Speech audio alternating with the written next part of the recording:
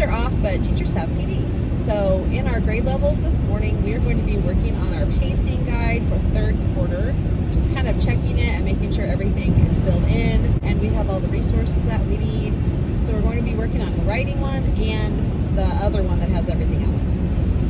And then we have lunch, and that's on our own. We can go somewhere, which is so awesome because usually we can't go anywhere. So it's really nice to be able to go out and eat.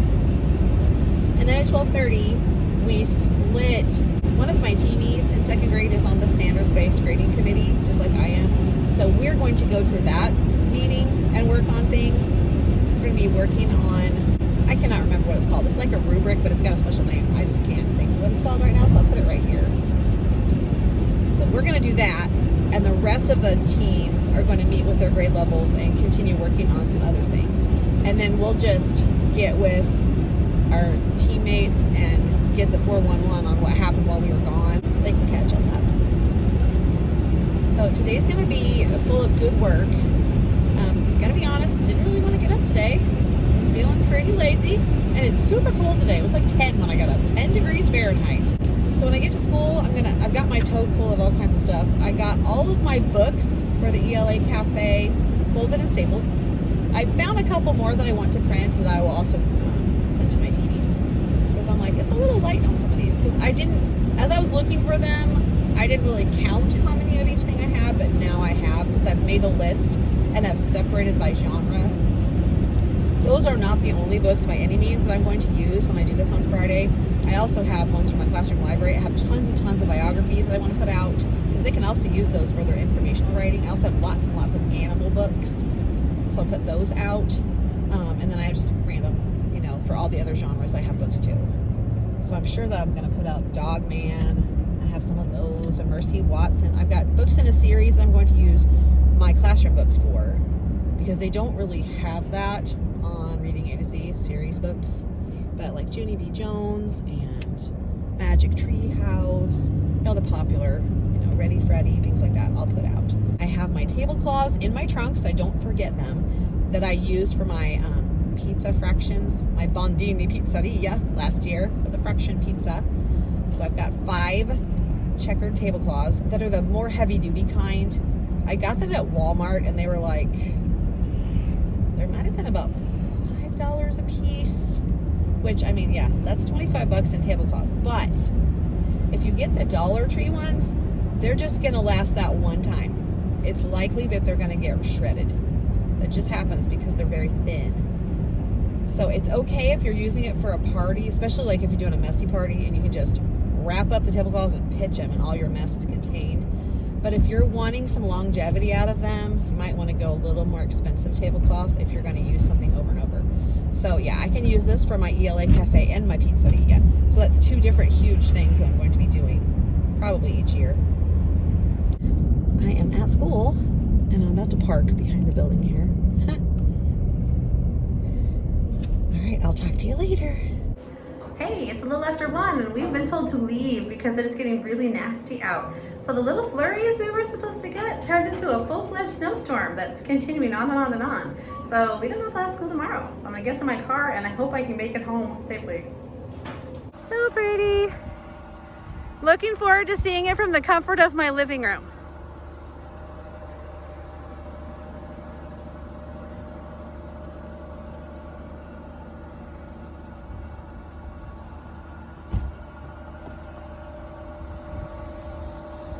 Hey, so I'm in the car now.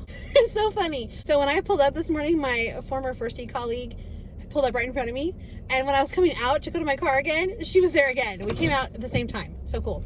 And she had one of those brushes to brush the snow off. And apparently I failed to grab mine, or else I can't find it under the seat. I don't know. But she brushed my car off for me. Very sweet. We had a little chat. It was really nice. So now I'm going to slowly make my way home. I'm just in the little bus road right now that goes behind the school, taking it very slowly. It's so pretty out here. So I hope you can see from the footage I took of the snow, the little brief clip that I did, how pretty it is out here. It's gorgeous. The snow is coming down in fluffy flakes. It's covering the trees and the ground. just looks so pretty. And so when I get home, I will enjoy it more because I can look at it without having to drive in it. But it's not bad, and I'll just take it slow. I grew up in Iowa, so I learned to drive in the snow, and I learned to respect the snow and ice. So generally, if you drive slow enough, you're usually okay. It's really not me that I worry about so much in the snow like this. It's other people not being super careful and not realizing, oh, my goodness, it's slick. Oh, I hope I can get up this hill. I may have to stop and I might get stuck at the stop sign. Let's hope not. Alrighty. Hoping I can just kind of sneak across without having to stop. Here we go. Yep. There's a little bit of slide in there. So I'm glad I didn't completely stop. I don't think I would have gotten started again. Okay, I'm gonna go, and I might check back in with you when I get home, when I've made it home safely, but I don't want to be talking while I'm trying to concentrate. Whew, I am happy to say that I am home in my garage. Some of the drive home was a little hairy scary. So there were some slick spots. Like going down the road that I turned onto after the stoplights past my school was very slick, and I'm really glad that I gave myself a lot of space between me and the other cars, because there were a few times where I had to go into the other lane so I wouldn't slide into a car. Then going through the intersection and having to go around the curve and get onto the highway, that was fun. Coming into my town, getting onto the exit, and exiting was a little slick and fun. Through town here was not bad. They're having a little bit of blowing snow. It was nothing like where I came from. Like we had a couple inches on the ground where I work. Here it's just a dusting really, and the snow is swirling on the pavement.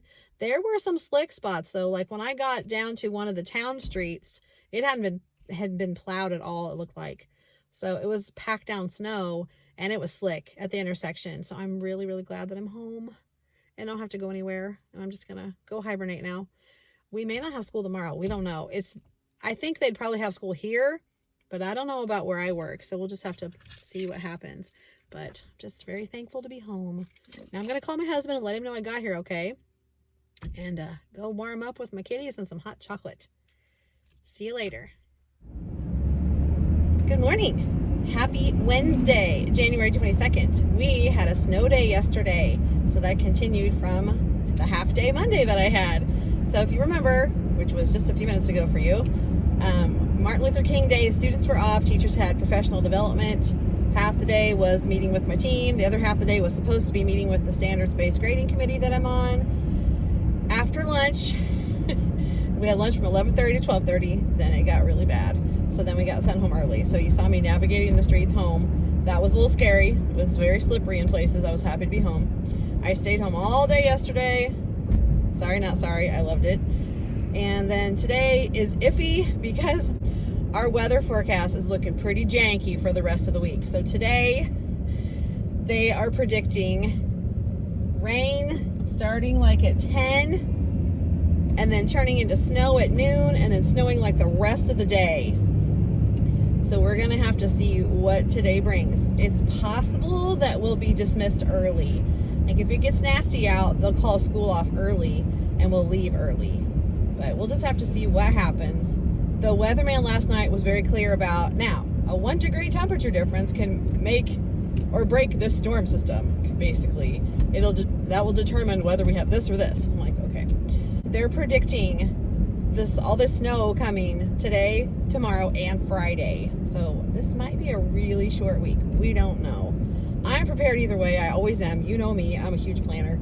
So I've already got my stuff prepared, like, for everything. And also, I already have in my mind what I'm doing next week. But if we don't have a lot of school days this week, some of this that we're doing this week we'll have to do next week to catch up. So I don't know what's going to happen today. I have an education student coming from one of the universities to do some practicum hours in our classroom. So I'm very excited.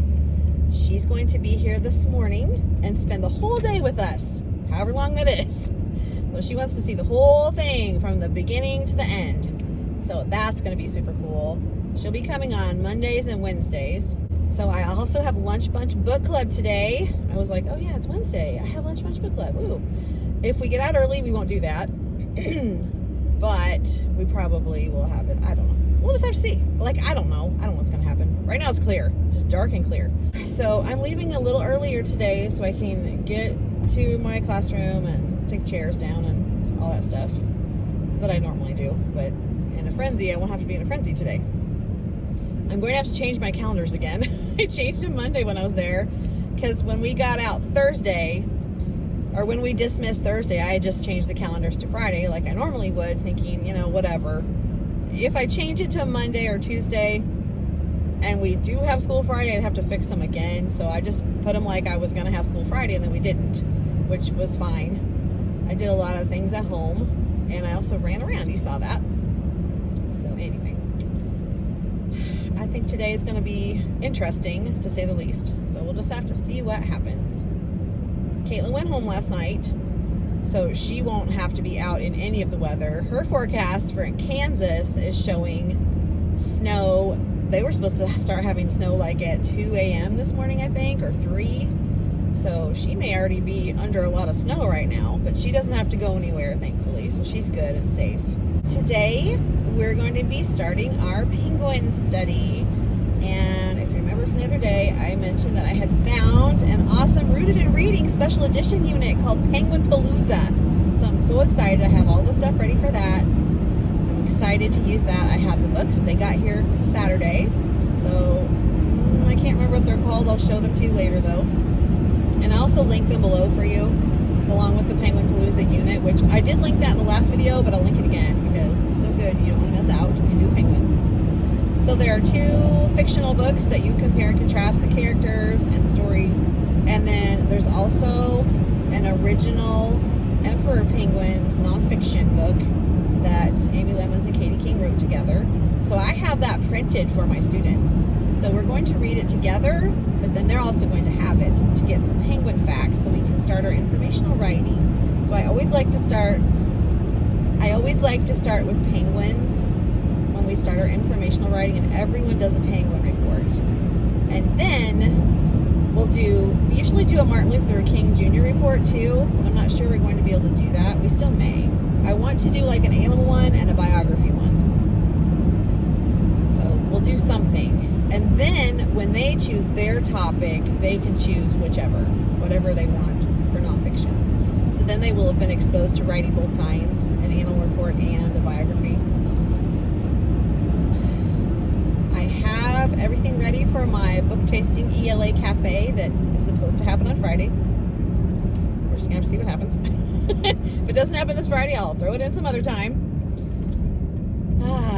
I'm so excited that the Chiefs are going to the Super Bowl. So my shirt should be here sometime in the next week or so. And I think I mentioned when I went online to look and see about my order, I mentioned that I had ordered it kind of early because I thought if they do go to the Super Bowl, the price of shirts will go up. I checked on my shirt to see when it was supposed to be here, and I just, for kicks and giggles, went on the listing on Amazon to see how much it was. It's $10 more now. So this girl was thinking, yeah, I'm so excited now. Really, really glad that I went ahead and got a shirt, because same shirt, $10 more now. Bummer.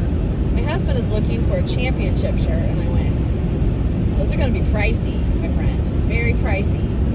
So I said, you know, if there's a shirt that you really like I can make cricket letters for it if that's what you want. I can make a shirt for you. So he's trying to decide what he wants to do. He just got a new hoodie finally. He has not had a new Chiefs anything since 2003. So I think it's time for him to get a new one. He did pick one up at Walmart. It's all red, Chiefs red, and it has the arrowhead on it, and it says KC Chiefs on it. It's nice, and it's thick. So he wore that the other day, and I said, oh yeah, I like it. It looks really good. It looks really nice with the jeans, because there's a nice contrast between the red and the blue of the jeans. So I'm sure he'll be sporting that for the Super Bowl. My husband is planning on having a Chiefs Super Bowl party at our house, so we'll have to see how that transpires. I'm also going to do a Super Bowl kind of thing in my classroom the Friday before the game, so that'd be January 31st, because this is a historical moment for our state. So I feel like that's kind of an important thing to talk about. So they're going to learn just a little bit about the history of the Super Bowl and then like the Chiefs history with the Super Bowl.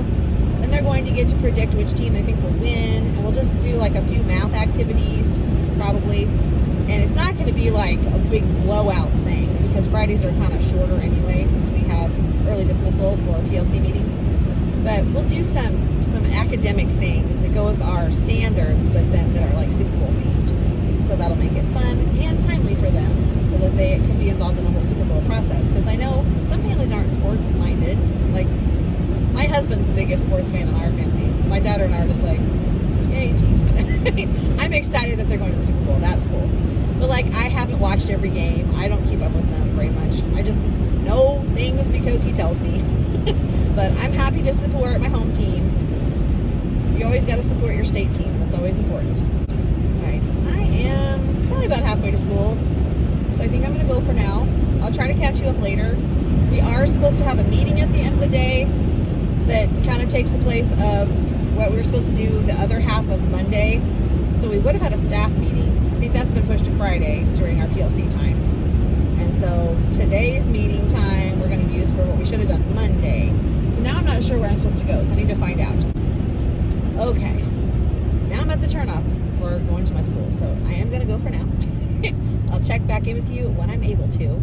If I don't see you till tomorrow, I hope you've had a great day, and I'll talk to you when I can. Good afternoon. It is about 10 till 5, and I'm headed home. So we had our meeting, and we got an email that said once we finished all the points on our agenda that we could leave.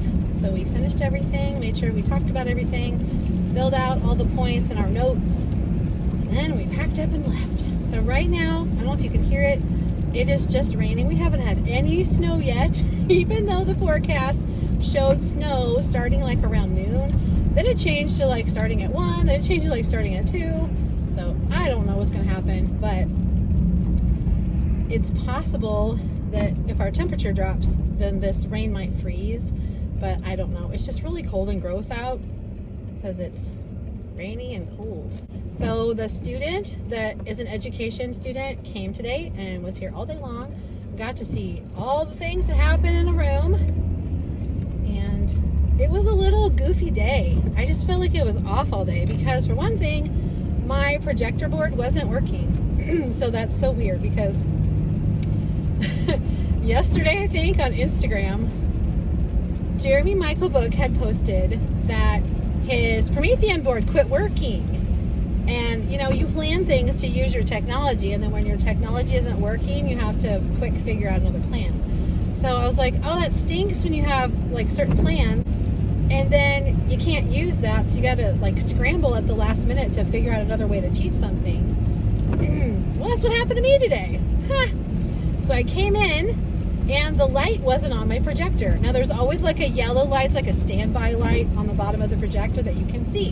And when you turn it on, either on the wall switch or on your remote, it turns to green. And you know the projector is on and it's warming up.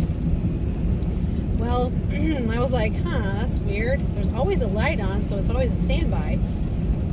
No. So I checked all of my plugs, which are plugged in at the back counter by my windows. I unplugged everything back there and plugged it all back in, thinking maybe we had some weird blip in the electricity or something, because my microwave had the wrong time on it by like an hour and a half. It was off quite a bit. And I'm like, well, that's weird. So I thought maybe something happened with my power. Well, that wasn't it. I couldn't get anything to work. So I'm like, oh, okay, well, I won't have my board for math. Well, that kind of messed up our schedule, because after we come back from special class, I always have the students go get their math book and their pencil pouch. They find their work spot. Then I get the snack ready for them. They get their snack. I put on the like mini lesson video that is in the Go Math stuff on the website, and they watch the little video while they're eating their snack. Then when that is over, they can finish their snack while we're doing our lesson. Then I start our math lesson. Well, since I couldn't play the video, that kind of threw everything off a little bit. So I did do the snack like I normally do, and I said, okay, we won't get to watch the video today, so let's go right into our math lesson. Well, I also could not project lesson pages, so the students could not see the page up on the board like what they had in their book. And so I was having to draw everything out by hand, like the basics. like the boxes and all that kind of stuff. And I'm like, oh. And wouldn't you know, today's the day that we started subtraction with regrouping. Yeah. No, please. Not the day for not having a board to show them exactly what their page looked like. So I did the best that I could. I said, guys, we're going to be kicking it old school today because we don't have the board. It's okay. We can still do math. We can still do everything. It'll just be a little different. Well, everything was a little off today because the kids were coming off of a 5-day break. Now, they were supposed to be off on Monday, but we were also off on Friday and yesterday. So they had 5 days that we didn't have school in a row. Then the board didn't work, so that threw off our schedule for what we could do. So it just was a little goofy today. Plus the weather coming in, that always makes the kids a little more goofy. So, whew, it was just a weird, weird day. And it was just really hard for them to focus today. So I was just trying my hardest to get something accomplished today. And we did. It just took a little bit longer. It took a little more wait time. It took a little more refocusing. But we got it done. And then I was talking to my student from the college periodically in between stuff, explaining what we were doing and how we do it, yada yada. I had told her that later we would have our reading intervention group that was just like the math intervention group we had earlier. She's like, oh, okay. And we're going to play this game on the board. No, we're not, because the board isn't working. Oh, snap. So I needed to quickly look in my stuff that I had on my computer and print something that would be something at least similar to what we were going to do in the game. Thankfully, this girl yesterday on her snow day had already been looking for phonics lesson materials, and I had already downloaded some things that I had. So I was like, oh, we can do this little booklet thing where they have to read the vowel team words and make them match the pictures. So that is what we did. So it was a little booklet from Reagan Tunstall's big bundle of phonics, or big phonics bundle or something. It's something I had gotten when I was a first grade teacher several years back. And I used it for reading centers when I was doing like reading groups and things. And we would work on one phonics skill a week. And there were 5 activities to go with each of those skills. And I had them in drawers. And like, this is the Monday drawer, this is the Tuesday drawer, this is the Wednesday drawer, blah. And they would know which drawer to go to every day, and they'd pick out that thing. And the way the activities were done was always the same format, but just the chunk or whatever we were working on was different. So that is something that they practiced every week. Well, I'm like, oh, maybe I should be looking through some of that stuff, because that is the grade level that I'm working on for skills for the intervention group that I have. So I thought, oh, let's look through all the phonics stuff that I already have and see if there's anything I can pull in to use as supplemental lesson materials. Well, thankfully I'd already done that, because I quick printed it after, I did it during recess actually, because I had that group the next, like an hour after that. Whew, so that worked out pretty well. Well then, I had sent a ticket, like a, I don't know what you call it. We call it support tickets. If you have something that's broken in your room, you can send a technology ticket. If there's something, you know, with your computer, your board, your iPad, something like that, send a ticket to that department. If you have a maintenance issue in your classroom, like my clock that hasn't worked since before Christmas, I sent another request for that to be fixed. And they were both addressed today. The clock is not fixed, but at least someone responded to my ticket and said, hey, we're going to send this person to fix that. And I was like, awesome, thank you so much. So that, at least it's on their list of to-dos. Because I think since I sent it before Christmas, probably the time that I sent it, it kind of got lost in a shuffle of all kinds of things they needed to do. It kind of just got forgotten about.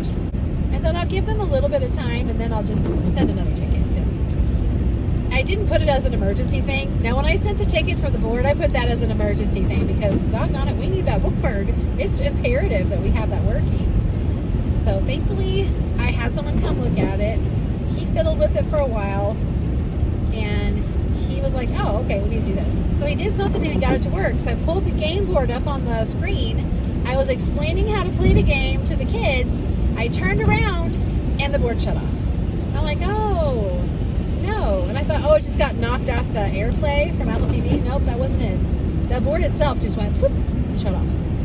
Well, then I tried to turn it back on, and there was nothing happening. And I looked up at the projector, and where there's normally either a yellow light on standby or a green light that it's on, it was red.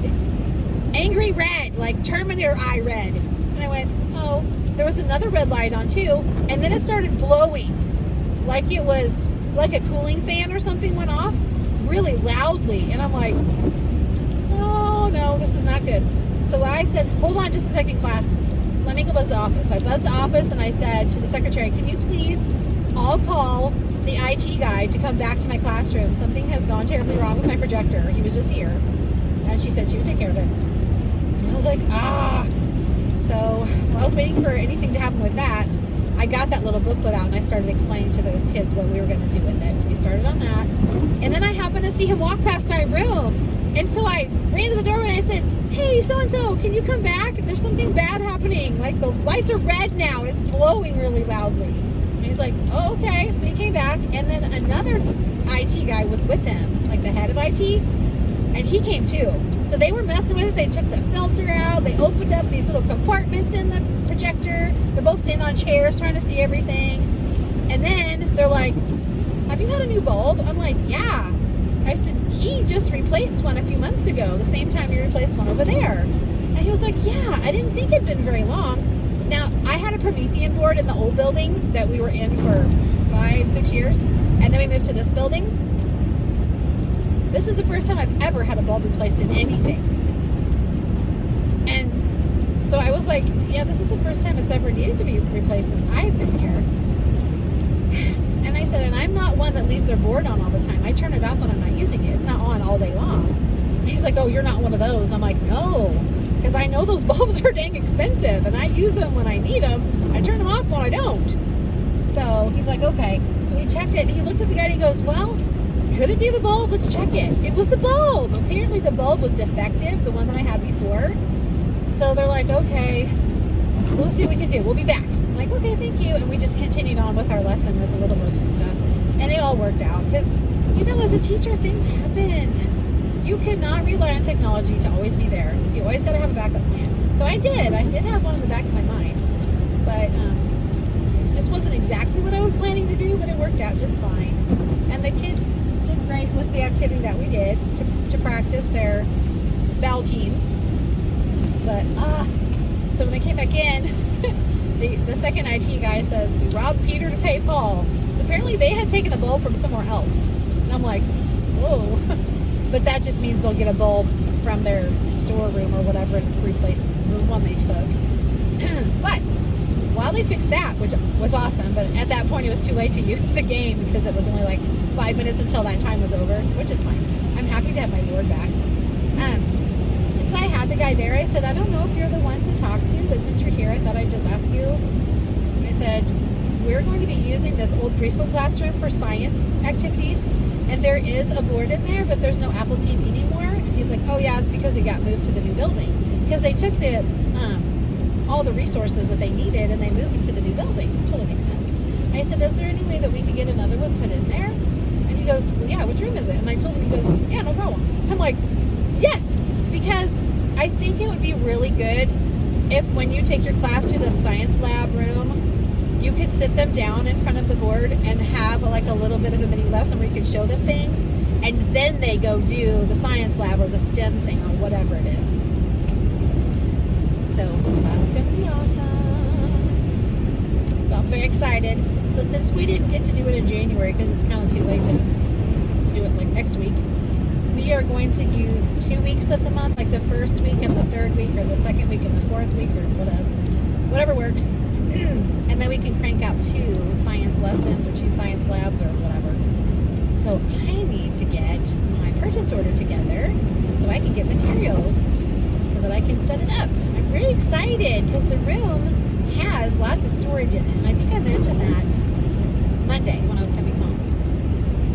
So I'm super excited. And I should be able to show you what the room looks like because there won't be anybody else in there. I'm very excited about that. I'll have to set it up after school. Because really that's the only time I have to do it. But that's going to be great. And I got to share that with my team, and I updated it on our notes, on our information, so that everyone knows what's going on. So we're planning on doing 2 weeks of it in February, and then 1 week each month until the end of school. And then we should be able to open it up to the other 2 grade levels to use as well, so that everybody gets a week in there where they can do stuff. But originally, second grade was kind of going to try it out and see how it worked. And then I would get to share out at a staff meeting what we're doing. And then the other grade levels could jump in and do it too. So that is my plan. So I'm hoping that maybe after the first week that we do the activities, I'll have some information to share at the meeting that we have in February. I can kind of tell them like what we did, how we did it, all that kind of stuff. And then maybe kindergarten and first grade would like to join in and take a week of each month as well, so that they can have a place to just leave their things out. That was my thing. I wanted a place where I could set up the lab and every class would have the same materials and the same time, the same opportunity to do the lesson and the lab that went with it all at once. So like I'll make a Google Doc where they can sign up for the day and time they want to use it, and that way that's their time and it's already set up for them. The only thing would be that it would need to be cleaned up after each one and reset for the next class. So that we'll have to figure out how that's going to work, because obviously I can't follow each class after they're in there and set things up again. But if I maybe set it up and took a picture of what everything is supposed to look like, and the teacher that was in there could like reset it for the next class, that would be really cool. Because honestly, I can't run in there all day long and fix it, because I just can't. I'm teaching too. But we'll figure it out. It's going to be a process of, trying to figure out what works the best and stuff. But I'm very excited. I was very happy to be able to share with my team that we do have a room. Yes, we've been given permission to use it. Yes, I've been given permission to make purchase orders for materials that we need. And I had already talked to my administration and said, I'm not intending for this to be an expensive thing. I want to just get basic materials that we all can use and try to do as much reusable as we can, and also just pull things from our building. So if it's baking soda, I can get that from the kitchen. Things like that. If it's water, I'll just save water jugs and we can just bring the water in, because there's no sink in there. But we can make it work. So now I need to request some tables to be set up in there so we have a place to put everything. And once the Apple TV gets set up, we are good to go. Now, if we don't have the Apple TV for the first thing, we could just show the students the lesson in our classrooms and then take them to the lab and do whatever we're going to do there. But I just thought, to save travel time and stuff, it'd be nice to just get in there and do it all at once. But, if it takes them a little bit to get the Apple TV in there, we'll roll with it. We're happy with the room. We're happy that we have a place to put things. So over this weekend, I'm going to make sure I get my purchase order put together and sent in so it can be approved and things can be ordered and whatever. We're supposed to have snow overnight. Who knows?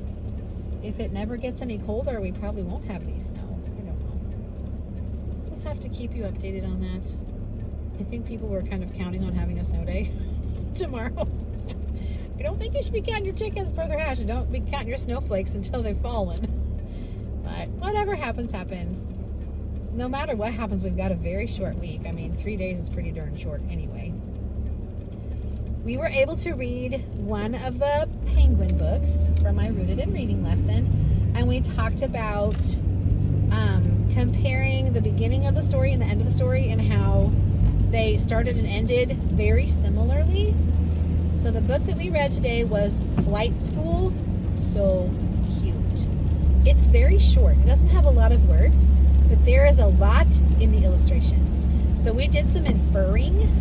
We looked at body language, posture, facial expression, the words that were spoken, and what was not on the page. And we talked a lot about that. We talked about, what do you think this character is feeling here? Why do you think they said that? Look at the expression on their face. How do you think this is affecting them? And my students were totally into it. They loved the book. Then, let's see, right before I had my reading intervention time, I had just a little bit of extra time. We did not end up getting the MacBooks today because of just everything seemed a little off today, so we were off our schedule for the afternoon too. I did meet with my reading groups, so that was good, but we had about 10 minutes before we needed to go to reading interventions, so I had them clean up everything, and I said, hey, let's read a little bit of our penguin book here. So I started reading the nonfiction penguin book. Since we're off a day already because of having a snow day yesterday, I thought, well, I'm going to go ahead and read some of the nonfiction penguin book to them, because that's what we would have done yesterday afternoon, and I didn't want to be completely off on everything. So we started it, and we talked a little bit about it. I showed them where penguins live on a map, and I said, what do you know about penguins? And one of the things was, they live where it's cold. And I said, oh, that's something that's going to be interesting to you, I think, because they don't just live where it's cold. And they're like, oh. So I said, yeah, check this out. They also live where it's warm. And they're like, oh my gosh. I'm like, did you know that? And they're like, no, did you? And I said, I know it because I've read it before, but I didn't know it forever. I haven't known it always. So I learned it from a book too. They thought that was cool. I said, yeah, I've learned lots of things from a book. That's why books are so awesome. We talked about one of the main things that I pulled out of both of the books. I compared them. Before I read Flight School, I had the students look at the cover and tell me if they thought it was fiction or nonfiction. And then they had to tell me why. Why do you think this is fiction? Why do you think it's nonfiction? And I did have several students thought it was fiction, and a few thought it was nonfiction. So I had a few explain their thinking. And I said, okay, now let's read it and see what we think. So I started reading it, and I showed them some things, and then we talked about it afterward. Okay, now that you've heard the book, talked about it, what do you think this kind of book is? Do you think this is a fiction or a nonfiction? I'm stopping to get the mail here. Oh, my poor window is so cold it doesn't want to go down. There we go. Hope it'll go back up later. All right. Awesome mail. So one of the things was, oh, if it's nonfiction, it has a table of contents. If it's fiction, it doesn't. And I went, oh. But do you remember? And of course, wouldn't you know, all the stinking fiction books I had next to me, none of them had a table of contents. None of those chapter books had a table of contents. None of them, because I'd put away the ones that did. And I was like, ah. I said, well, remember when we read Ready Freddy? Do you remember me showing you a table of contents and told you the chapters? They're like, oh yeah. I said, because what does table of contents do? What does it mean? And they're like, it tells you the name of things. I said, well, true, but what is a table of contents for? Like, what does it tell you? What do you learn from it? And they're like, and I said, well, what are contents? Because when I first started talking to them about contents at the beginning of the year, a table of contents, that was like the second week of school I started talking about that. I said, well, like the contents of your head would be your brain. The contents of this drawer would be markers. The contents of the book. The table of contents tells you what is in the book, what you can read in the book. They're like, oh yeah. I said, so the table of contents in a chapter book usually tells you the names of the chapters and what page they're on. So a table of contents in a nonfiction book usually tells you where you can find things in the book. So if you're reading about sharks, you might be able to go to the table of contents and go, oh, this section is about babies, and you could look it up right there. So they're like, oh yeah. So table of contents doesn't necessarily mean it's nonfiction. It could be fiction as well. So some of the main things we talked about were, we knew that one book was fiction, The Flight School, because the animals talked.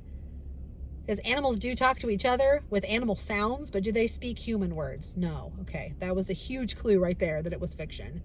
Plus, if you read the book, you'll see some of the things they did. Animals don't do that in real life. Like, they don't row boats or whatever. So just the actions of the characters and what they did with voices tells you it's fiction. I'm going to go in and feed my kitties, and I'm going to just relax for a little while, and my husband will come home. We'll have dinner and watch some TV and go to bed and start the day over tomorrow. So we'll see what happens with the weather. I don't know. Who knows? We'll find out. I'll see you next time.